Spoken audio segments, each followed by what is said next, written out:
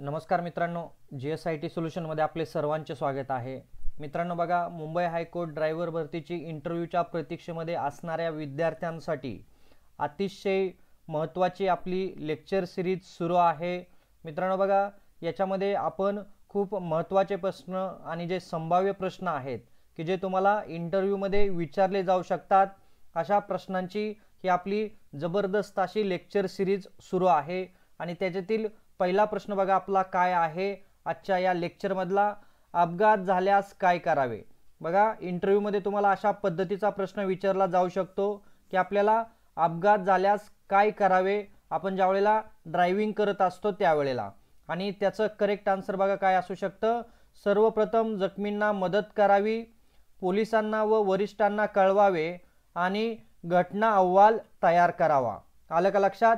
बघा कशा पद्धतीने आपल्याला तिथं अपेक्षित उत्तर देणं गरजेचं आहे। पुढचा प्रश्न मित्रांनो तुमच्या समोर आहे, वाहनातील फर्स्ट एड बॉक्सचा उपयोग कधी होतो। बघा, हा अतिशय सोपा प्रश्न आहे। वाहनातील फर्स्ट एड बॉक्स जो आहे त्या फर्स्ट एड बॉक्सचा उपयोग कधी होतो आपल्याला इथं विचारलेला आहे। मित्रांनो बघा, अशाच दर्जेदार प्रश्नांची तुम्हाला जर PDF हवी असल्यास ती PDF मी तुम्हाला उपलब्ध करून दिलेली आहे। मित्रांनो, तुम्हाला ही जर PDF खरेदी करायची असेल तर आपल्या mtechsolu.com या वेबसाईट वरती ही PDF मी तुम्हाला इथं उपलब्ध करून दिलेली आहे अगदी वाजवी दरामध्ये, तर ती तुम्ही PDF खरेदी करू शकता। तर बघा, या प्रश्नाचं उत्तर काय आहे, तर करेक्ट आन्सर आहे किरकोळ जखम झाल्यास तातडीने उपचारासाठी फर्स्ट एड बॉक्सचा वापरला जातो किंवा उपयोग केला जातो। पुढचा प्रश्न मित्रांनो तुमच्या समोर आहे, अग्निशामक यंत्र कसे वापरतात। अग्निशामक यंत्र कशा पद्धतीने वापरलं जातं हे आपल्याला विचारलेलं आहे। आणि बघा, पिन काढून नळी जळत्या भागाकडे वळवून हँडल दाबून फोम किंवा पावडर वापरली जाते।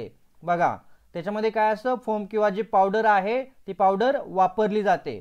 पुढचा प्रश्न पहा तुमच्या समोर आहे, तुम्हाला रस्त्या चिन्हांची माहिती आहे का।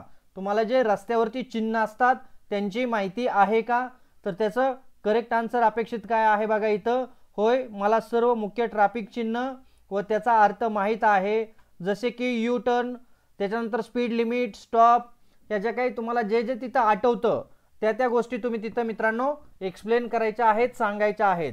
पुढचा प्रश्न पहा काय असू शकतो, जर अधिकारी प्रवासादरम्यान अचानक आजारी पडले तर काय कराल। बघा, अधिकारी जे आहेत ते अचानक प्रवासादरम्यान आजारी पडले तर काय कराल असं तुम्हाला इथं विचारलेलं आहे। आणि याचा आन्सर बघा की मी वाहन सुरक्षित ठिकाणी थांबवेन, तात्काळ रुग्णालय किंवा ॲम्ब्युलन्सला संपर्क करेन। काय करेन, मी तात्काळ वाहन सुरक्षित ठिकाणी थांबवेन, तात्काळ रुग्णालय किंवा ॲम्ब्युलन्सला संपर्क करेन। पुढचा प्रश्न बघा मित्रांनो काय असू शकतो, तुमच्या मते एक चांगला चालक कसा असावा। बघा, तुमच्या मते एक चांगला चालक कसा असावा, तर त्याचं करेक्ट आन्सर बघा इकडे काय असू शकेल, संयमी, सतर्क, नियम पाळणारा, प्रामाणिक आणि जबाबदार चालक असू शकतो। काय असतो, एक चांगला चालक म्हणून या सर्व गोष्टी ज्याच्याकडे आहेत तो एक चांगला चालक असू शकतो। चला पुढचा प्रश्न बघा काय असू शकेल, तुम्ही ताणतणावात काम करू शकता का। तुम्ही ताणतणावामध्ये काम करू शकता का, तर करेक्ट आन्सर काय असू शकतं याचं, होय मी शांतपणे विचार करून आणि संयमाने निर्णय घेतो, त्यामुळे मी ताणतणावामध्ये देखील व्यवस्थित पद्धतीनं माझं काम करू शकतो। चला पुढचा प्रश्न पहा मित्रांनो तुमच्या समोर आहे, जर अधिकारी रागावले तर तुम्ही काय कराल। बघा, अधिकारी जर रागावले तर तुम्ही काय कराल असं तुम्हाला विचारलं जाऊ शकतं। आणि त्याचं करेक्ट आन्सर बघा, शांत राहीन, त्यांचे म्हणणे ऐकून घेईन आणि चुकीचे असल्यास लगेच सुधारणा करेन। आलं का लक्षात? आपल्याला कशा पद्धतीने तो उत्तर देणं अपेक्षित आहे की जर अधिकारी आपल्यावरती रागवले तर त्यांचं म्हणणं आपल्याला शांतपणे ऐकून घ्यायचं आहे आणि त्यांनी जे काही सांगितलेलं आहे त्याच्यामध्ये सुधारणा करण्याचा प्रयत्न करायचा आहे, अशा पद्धतीनं उत्तर देणं अपेक्षित आहे मित्रांनो।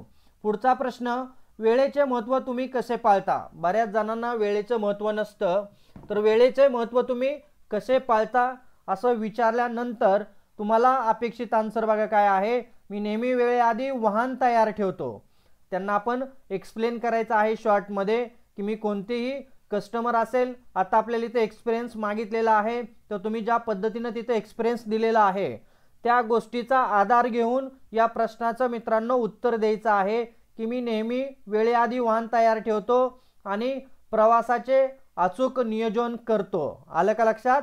मी प्रवासाचे अचूक नियोजन करतो.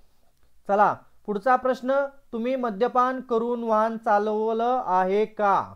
बघा, दारू पिऊन गाडी चालवणं हा कायद्याने गुन्हा आहे. तर तुम्हाला अशा पद्धतीचा महत्त्वाचा हा प्रश्न आहे आणि हा प्रश्न मित्रांनो विचारला जाऊ शकतो.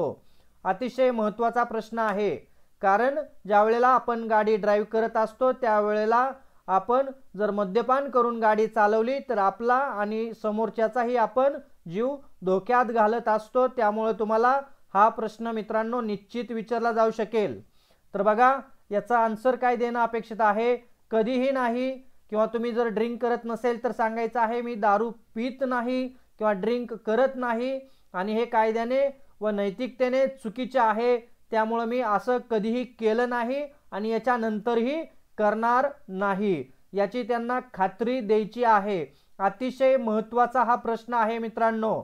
तुम्हाला असेच महत्त्वाचे प्रश्न तुम्हाला जर पाहिजे असतील PDF स्वरूपामध्ये तर आपल्या mtechsolu.com या वेबसाईटवरती याची PDF मी तुम्हाला दिलेली आहे. 200 पेक्षा अधिक प्रश्न त्या ठिकाणी तुम्हाला अशाच पद्धतीचे पाहायला मिळतील.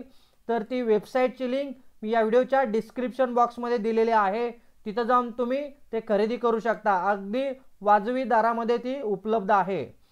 तर पहा मित्रांनो, अशाच पद्धतीचे नवनवीन प्रश्न तुमच्यापर्यंत येणार आहेत.